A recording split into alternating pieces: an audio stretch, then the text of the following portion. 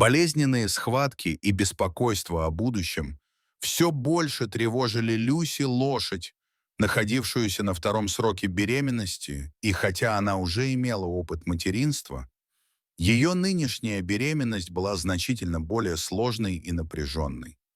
С каждым днем ее живот становился все больше, и ее движения становились более медленными и неуклюжими.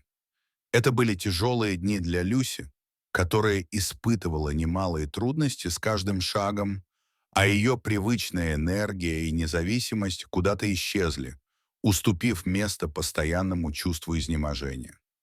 Напряжение нарастало в ее теле, как и в ее сознании. Лошади часто бывают очень устойчивыми и сильными, но Люси было ясно, что эта беременность выбивает ее из колеи.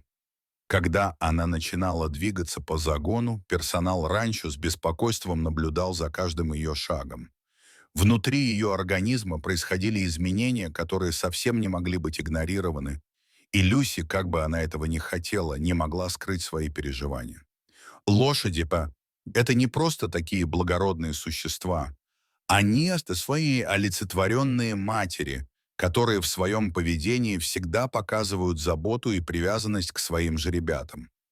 Однако роды не всегда были для нее легким процессом, а в этот раз, похоже, природа создала для нее самые сложные испытания. Персонал Амбассели, знающий Люси как стойкую и сильную лошадь, был настороже. Они заметили изменения в ее поведении и уже заранее подготовились к возможным родам. Один из смотрителей, опытный в таких делах, подошел к другим работникам и сказал: «Люси выглядит как-то иначе. Она явно чувствует, что что-то происходит. Пора уже вызвонить ветеринара». Когда специалист по лошадям прибыл, его внимание сразу привлекло беспокойное поведение Люси. Каждый ее шаг сопровождался тяжелым дыханием. Ее большой живот мешал ей двигаться так свободно, как раньше. Несколько раз она останавливалась, явно испытывая боль, и начинала повторять те же движения. Ходьба по загону, легкое терзание изгороди губами, попытки найти удобное место для отдыха. «Этот процесс будет долгим», — сказал ветеринар своим коллегам. «Лошади крайне редко рожают близнецов, и если это действительно будет двойня, мы должны быть готовы к сложному исходу». Он знал, что для лошади роды могут быть опасными, и особенно если они сопряжены с таким редким случаем, как близнецы. В этом случае даже сама природа сталкивается с определенными проблемами. Трудно кормить и ухаживать за двумя же ребятами одновременно, а для Люси такие роды могли быть слишком тяжелыми. Процесс родов был мучительно медленным. Люси передвигалась по загону, ее губы метались в разные стороны, а ржание, которое она издавала, звучало как отчаянные просьбы о помощи. Персонал, каждый раз подходивший к ней, ощущал сильную тревогу. Родам предшествовала необычная тишина, но затем она стала все громче, и сотрудники уже не могли не заметить, что лошадь не в силах скрывать своего страха. Боль становилась невыносимой, и каждый час, казавшийся вечностью, добавлял беспокойства. Конюшенная стая, которая всегда поддерживала своих членов, теперь образовала защитный круг вокруг Люси. Это было естественное поведение.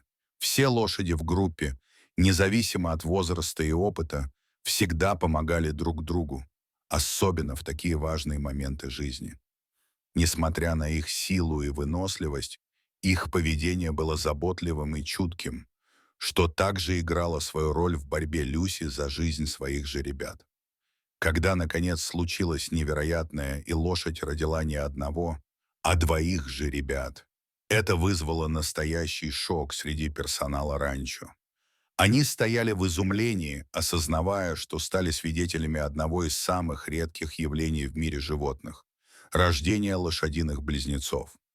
Это был исторический момент, и радость была переполнена не только ими, но и всеми теми, кто работал с Люси в течение всех ее лет пребывания в конюшне. «Близнецы!» — вскрикнул один из смотрителей, подбегая к остальному персоналу, чтобы показать то, что только что произошло. Это невероятно, но радость вскоре сменилась обеспокоенностью. Из-за редкости такого события никто не мог точно предсказать, как будет развиваться ситуация. В природе, особенно среди лошадей, двоих же ребят растить трудно, и даже если это удастся, обычно один из них будет слабее, чем второй.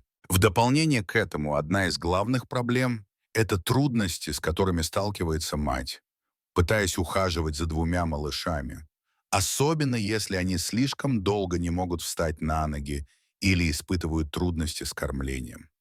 Старшая дочь Люси, лошадь, которая уже взрослая и сама имеет опыт материнства, проявила свою незаинтересованность в новорожденных. Она не выглядела радостной или спокойной по поводу того, что ее братья появились на свет. Напротив, она била копытами и выказывала явное недовольство, что, конечно же, вызвало беспокойство у наблюдавших. «Это странно», — отметил один из смотрителей, наблюдая за поведением старшей дочери.